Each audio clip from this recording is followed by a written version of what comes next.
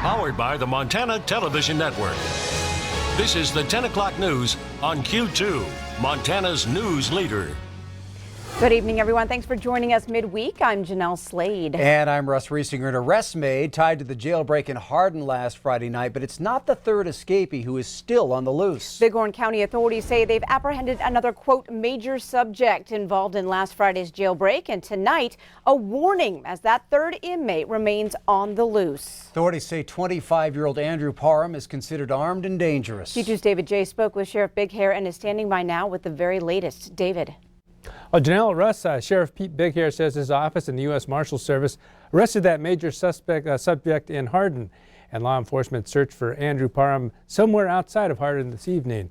Big Hair tells Q2 the suspect's name is not being released, but authorities believe the man helped all three escapees get to Billings after breaking out Friday night. Tonight, a 25-year-old Andrew Parham is still wanted by law enforcement, and authorities say he is considered armed and dangerous. Parham is 6 foot 4 inches, 185 pounds with brown hair and brown eyes. The two other escapees, Anthony Castro and Stephen Caplet, were both rearrested in Billings earlier this week. And Parham was arrested in Bighorn County on warrants from the state of Oklahoma on charges of meth possession and drug trafficking before his escape. Jeanelle? All right, thanks so much, David. Well, a scary incident in downtown Missoula this morning as a Missoula City police officer reported someone shot out his rear window. The officer was heading northbound in the 400 block of Woody Street near the courthouse in downtown Missoula. A perimeter around that area was immediately established and armed officers stood by in the street and atop buildings as a portion of Broadway Street was temporarily blocked off. No one was injured in this incident, and authorities say there is no threat to the public at this time, but the suspect still has not been apprehended and no description has been made available. Now, the lockdown was lifted around 3:15 this afternoon and the investigation is ongoing.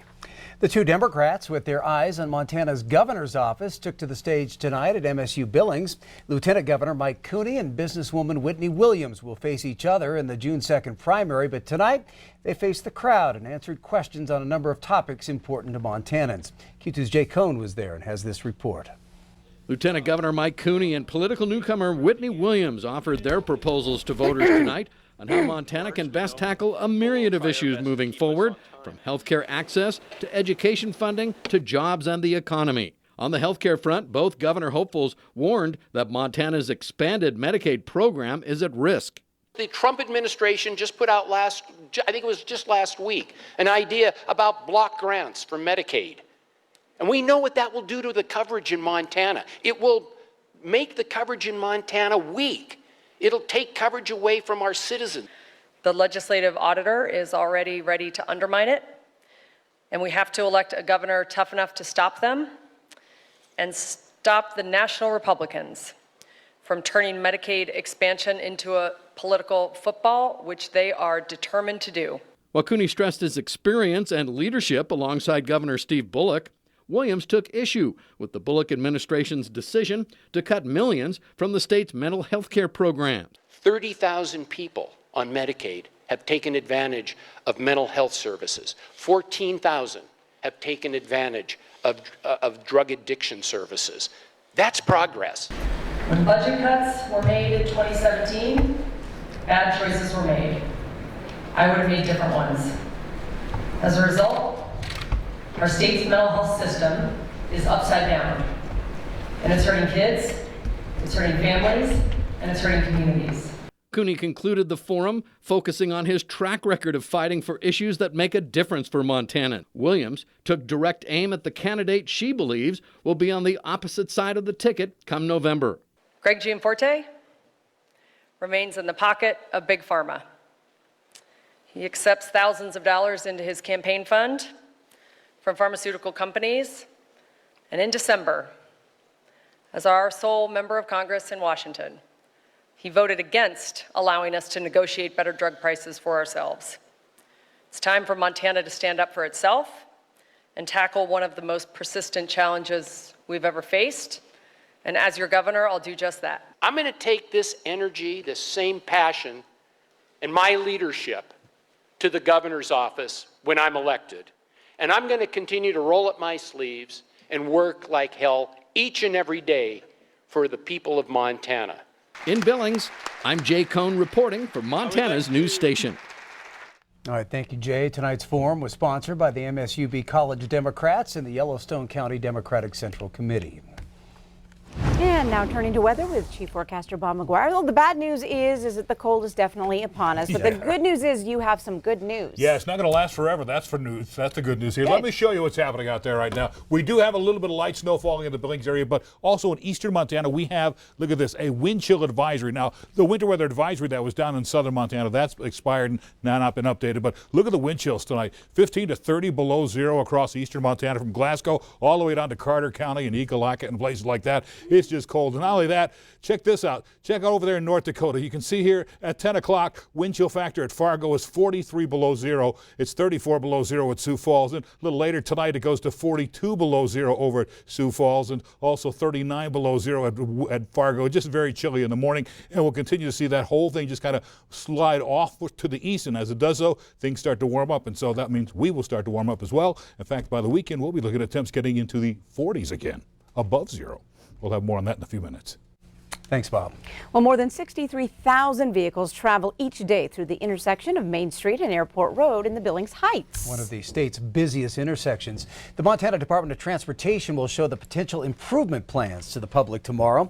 The designs are scheduled to be completed next year, and construction is planned to start in 2024. Now, that plan would include 3 eastbound left turn lanes from Airport Road to turn north onto Main Street, 2 westbound lanes on Airport Road between Main and Bench Boulevard for Metro Park traffic, and a right and left lane turns from southbound Main Street heading west and east onto Airport Road. The plan would also install signals at Main Street and Aronson Road. Again, the Department of Transportation will show the plans and take public comment at an open house. That'll be tomorrow at the Metro Park Yellowstone Room at the grandstands. Again, it is tomorrow from 4 until 6 in the afternoon. Well, American astronaut and Livingston native Christina Cook is speaking for the first time about her record-breaking 328 days in space. Cook holds the record for the longest single space flight for any woman. She talked about her adventure Wednesday at NASA's Johnson Space Center, and Johnny Fernandez reports. Thumbs up and a huge smile. A week after returning to Earth, astronaut Christina Cook is getting readjusted to gravity. The physical act of walking was something to get used to. Haven't really had the sore feet, but I did notice for about a day my neck was sore. The 41-year-old Michigan native touched down in a Soyuz capsule days ago after spending a record-breaking 328 days in space. And lift off. Her mission aboard the International Space Station was the longest single space flight ever completed by a woman. I've always said about any record that you set that my biggest hope is that it's exceeded as soon as possible. During her time in orbit, Cook completed 6 spacewalks, including the first one by an all-female team. Now she says she's ready for any future trip to the moon. Of course, me or anyone in our office would be honored beyond measure to be a part of that mission. Researchers are ready to study Cook's time in space to better understand how long missions affect the female body. Johnny Fernandez, CBS News.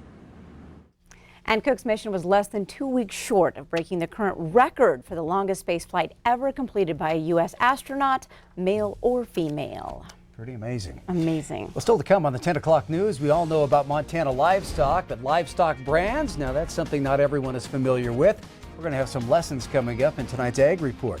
And tonight in sports, a pair of college teams set the wrestling tone for this weekend's high school state tournament. Scott tells us when and where. You're watching MTN News with Janelle Slade and Russ Riesinger. Storm Tracker weather with Bob McGuire. And sports with Scott Breen. This is the 10 o'clock news on Q2, Montana's news leader.